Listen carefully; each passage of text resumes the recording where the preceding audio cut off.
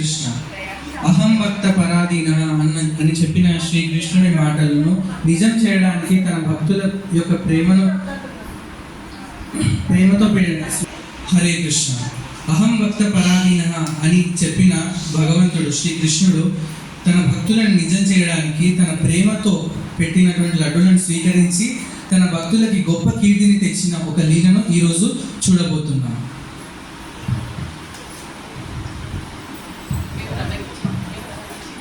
My name is Virat. I am as Krishna. My name is Vaishnav. I am as Balram. I, Kartikeya, as Mukundas. I am Arush as Raghunandan. I am Sudeep as narrator.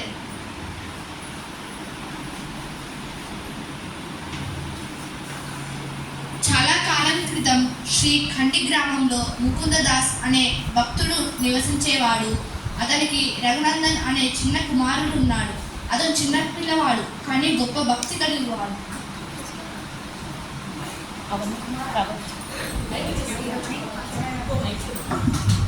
కుమారా, నేను ఈరోజు ఒక ముఖ్యమైన పని మీద బయటకు వెళ్తున్నాను.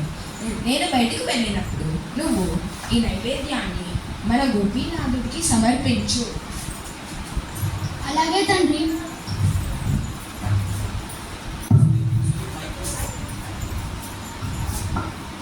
రఘునందన్ గోపీనాథ్కి నమస్కరించి ఇలా అంటున్నాడు.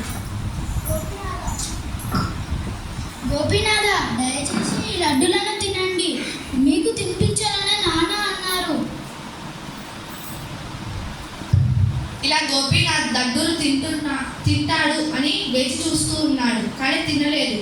ఇప్పుడు రఘునందన్ కళ్ళ నిండా కన్నీటితో ఇలా అంటున్నాడు.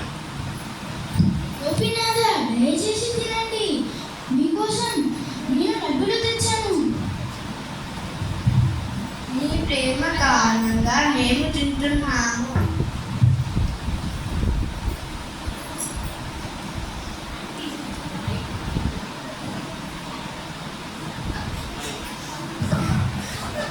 గోపీనాథ్ లడ్డూలు తీసుకొని తింటున్నాడు. రఘునందన్కి మధురమైన స్వరం వినిపిస్తుంది. గోపీనాథ్ అన్ని లడ్డూలను తింటున్నాడు.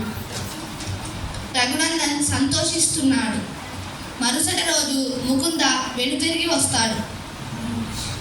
రఘునందన్, రఘునందన్, రఘునందన్. ప్రణామాలు తండ్రి. ప్రసాదం ఎక్కడుంది నాయన? గోపీనాథ అన్ని లడ్డులను తినేశాడు తండ్రి.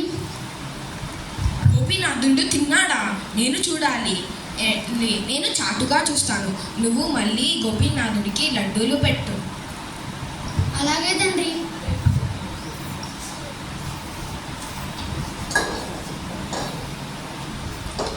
గోపీనాథ్ మళ్ళీ లడ్డూలు తినడం ప్రారంభించాడు.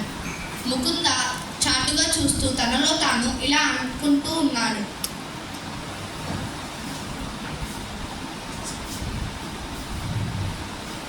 అవును, నిజంగానే గోపీనాథుడు లడ్డూలు తింటున్నాడు.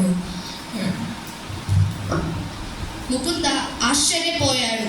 ఆశ్చర్యంతో బయటికి వస్తూ ఉన్నాడు. అకస్మాత్తుగా గోపీనాథ్ సగం లడ్డూ పట్టుకొని కొరికి స్తంభించిపోతాడు.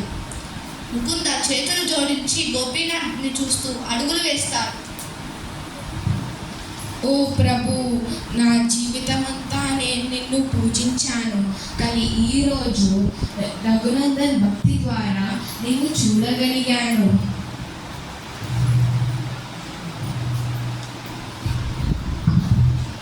ఆ రోజు నుండి గోపీనాథ్ ప్రభువుకి సగం లడ్డు సమర్పించే సంప్రదాయం ప్రారంభించాడు.